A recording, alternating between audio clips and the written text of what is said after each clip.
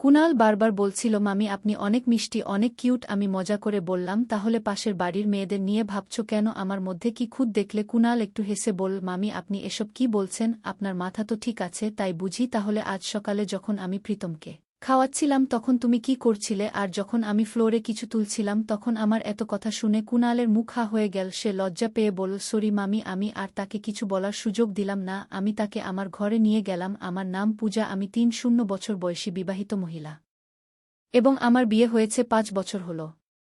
আমাদের একটি ১ বছরের ছেলে রয়েছে। আমি এখনও আগের মতোই আকর্ষণীয় দেখতে ছিলাম এবং সম্ভবত এই কারণেই আমার সম্পর্কে অনেকেই আগ্রহী হয়ে থাকে। বাইরে বের হলেই সবাই আমার দিকে তাকিয়ে থাকে। আমার ভাগনা কুনালের সাথেও এমন কিছু ঘটে যায়, যদিও আমি তাকে বুঝিয়েছিলাম যে এটি সঠিক নয় এবং এটি জানাজানি হলে সমস্যা হতে পারে, তবুও সে থামেনি। ফলে পরিস্থিতির চাপে আমাকেই শেষমেশ তার কথা মানতে হয়। এরপর ১ মাস ধরে আমাদের মধ্যে যা ঘটে তা নিয়ে আরও কিছু কথা বলবো। এই গল্পে আমি এক বাচ্চার মা হলেও আমি আমার শরীরের অনেক যত্ন নিতাম, তাই এখন সবাই বলে আমি নাকি আগের থেকেও অনেক সুন্দর আর আকর্ষণীয় হয়েছি। আমি শহরে থাকা কারণে আমি সবসময় ছোট পোশাক আর জিন্স পরতে ভালোবাসতাম। তারপরেও আমার স্বামী আমাকে তেমন সময় দিতেন না, তাই আমি নিজেকে ভীষণ একাকী মনে করতাম। বন্ধুরা, আজকের গল্পটা অনেক বেশি স্পেশাল। আশা করছি তোমাদের ভালো লাগবে। গল্পগুলো ভালো লাগলে ভিডিওটি লাইক, শেয়ার এবং চ্যানেলটি সাবস্ক্রাইব করো প্লিজ। আমাদের শহরে একটি কাপড়ের দোকান রয়েছে, তাই আমি এবং আমার স্বামী রমেশ ২ বছর আগে গ্রাম ছেড়ে শহরে এসে বসবাস শুরু করেছি। এদিকে এইবার আমার ভাগনা কুনাল আমাদের বাড়িতে ছুটি কাটাতে এসেছে।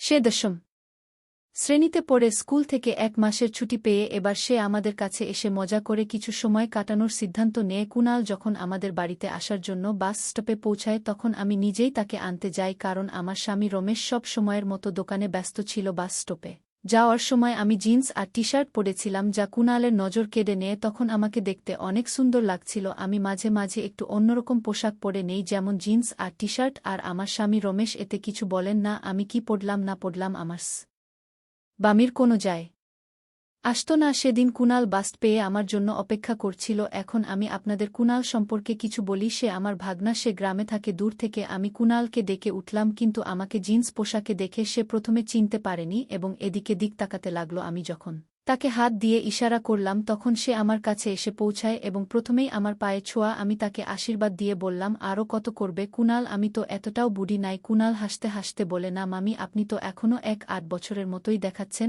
আমি তো আপনাকে চিনতেই পারিনি। যদি আপনি সিঁদুর না পরতেন কেউ বলতেই পারত না যে আপনি একজন বাচ্চার মা। তার কথা শুনে আমি হেসে বললাম যে যাও, এবার অনেক হয়েছে, আর মিথ্যা বলো না। তোমার মামা তো সবসময় বলে যে আমার মধ্যে আগের সেই উজ্জ্বলতা আর নেই। তখন কুনাল বলে উঠল, সত্যিই বলছি মাম, আপনি অনেক কিউট দেখাচ্ছেন, মনে হচ্ছে আগের থেকে অনেক সুন্দর লাগছেন। কুনালের মুখ থেকে নিজের প্রশংসা শুনে আমি একটু খুশি হচ্ছিলাম, কারণ রমেশ আমার স্বামী তো কখনো আমার প্রশংসা করে না। কাজ সেরে বাড়ি ফেরার সময় সারাটা পথ কুনাল আমার সাথে কথায় মশগুল ছিল। কুনালের আমার হাত ধরে রেখেছিল এবং আমি বললাম, তুমি তো আর ছোট নও যে হারিয়ে যাবে। তখন কুনাল মজা করে বলল, কি হয়েছে মামি, হাত ধরলে কি আপনার হাত ময়লা হয়ে যাবে নাকি? কুনালের উচ্চতা আমার থেকে সামান্য কম ছিল আর আমি সেদিন শাড়ি পরিনি, তাই একটু অস্বস্তি হচ্ছিল। বাড়িতে পৌঁছানোর পর কুনাল গোসল সেরে নিল। আমি তার জন্য চা এবং কিছু নাস্তা তৈরি করে দিলাম। তারপর আমরা একসঙ্গে বসে চা খেলাম। এই সময় আমি কুনালের কাছে তার মা ও পরিবারের সবার খোঁজখবর নিলাম এবং রমেশকেও ফোন করে জানিয়ে দিলাম যে কুনাল এসে গেছে। আমার ছেলে প্রীতম, যাকে আমরা আদর করে খুব প্রীতম খুব বলে ডাকি, তখনও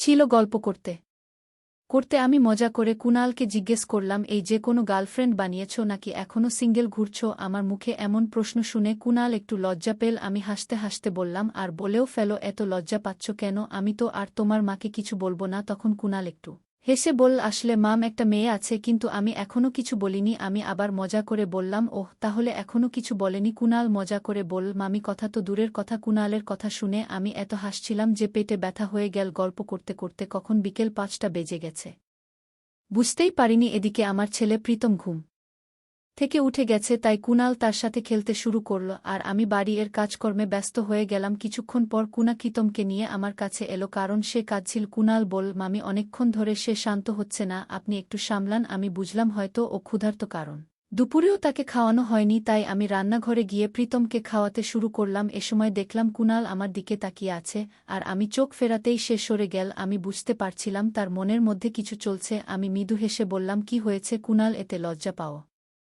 আর কি আছে? এরপর আমি তাকে বললাম, প্রীতমকে বিছানায় শুইয়ে দাও, এখন অনেকক্ষণ ঘুমাবে, তারপর আমি সবার জন্য রাতের খাবার তৈরি করতে ব্যস্ত হয়ে পড়লাম। এতক্ষণে রমেশও দোকান থেকে বাড়ি ফিরে এলো। রাতে রমেশ কাজ ছেড়ে গোসল করে খাওয়ার জন্য বারান্দায় চলে এলেন। খাওয়া দাওয়ার পর রমেশ ও কুণাল কিছুক্ষণ গল্প করল আর আমি রান্নাঘরের কাজ গুছিয়ে নিলাম। এরপর রমেশ ক্লান্ত হয়ে তার ঘরে গিয়ে শুয়ে পড়লেন। আমি কুণালের জন্য পাশের ঘরে বিছানা ঠিক করে দিলাম, কারণ বাইরে ঠান্ডা পড়তে শুরু করেছে। তারপর আমি নিজের ঘরে চলে গেলাম। ততক্ষণে রমেশ আমাদের ছেলে প্রীতমকে দোলনায় শুইয়ে দিয়েছে এবং আমার অপেক্ষায় ছিল, কিন্তু যখন আমি চুল বেঁধে বিছানায় পৌঁছালাম দেখলাম রমেশ অপেক্ষা করতে, কারণ সে এখন পূজার কাছে রয়েছে। কয়েক বছর আগে পূজা আমার মা বাবার কাছ থেকে কিছু টাকা নিয়েছিল। আমার জন্মের পর আমার আসল মায়ের মৃত্যু হয়েছিল, আর পূজা তখন আমার বড় ভাইয়ের দেখাশোনা করছিল, কিন্তু দুর্ভাগ্যবশত সে ভাইকে সঠিকভাবে বড় করেনি। ভাই খারাপ পথে চলে গিয়েছিল এবং তার জীবন বিপদে পড়েছিল। সে চুরি করত, নানাভাবে মজা করত,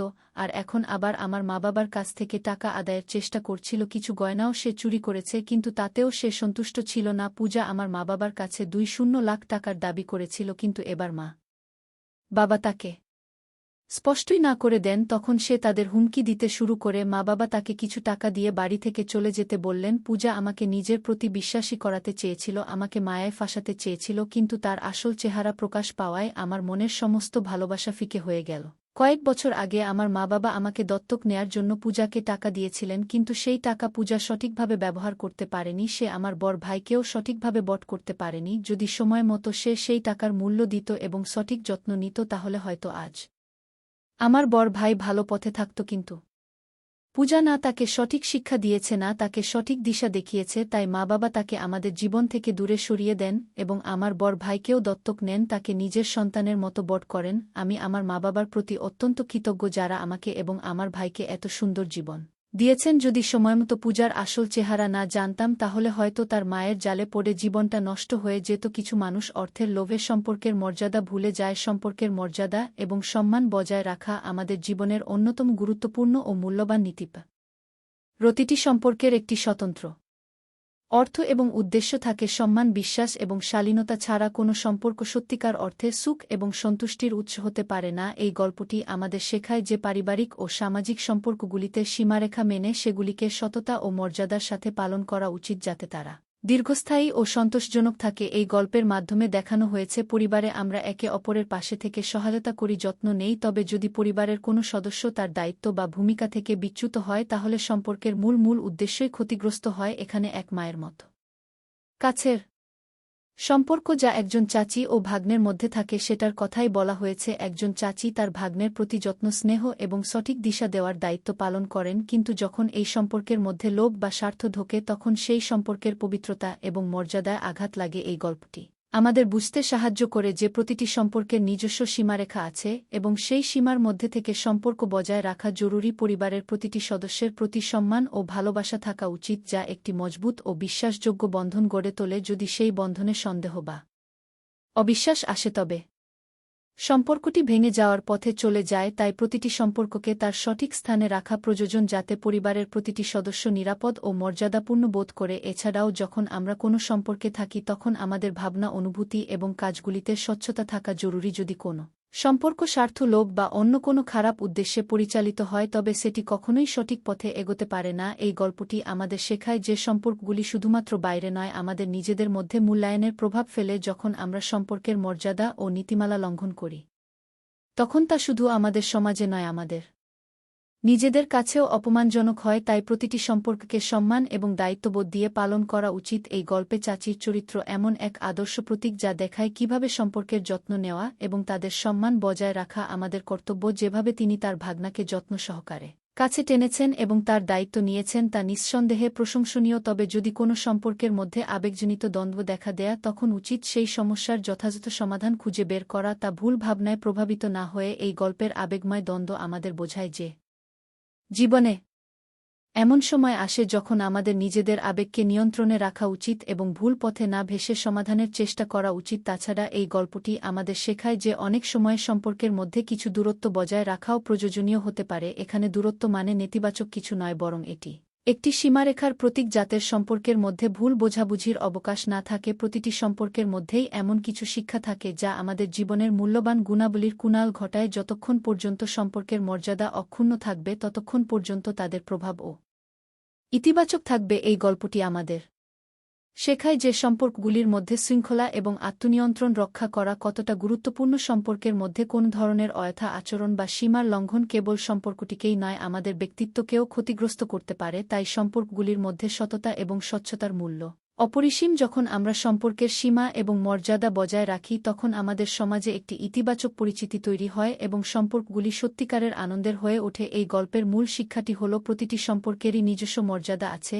এবং তার প্রতি সম্মান দেখানো আমাদের কর্তব্য।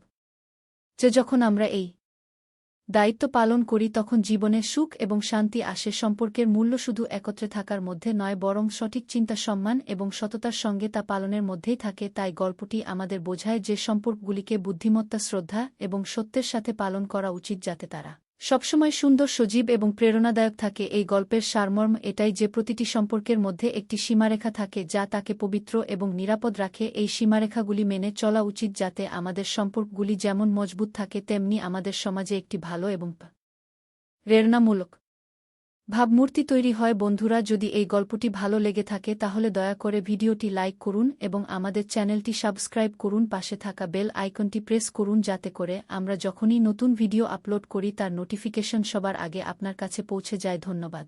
দেখা হবে আমাদের পরবর্তী ভিডিওতে।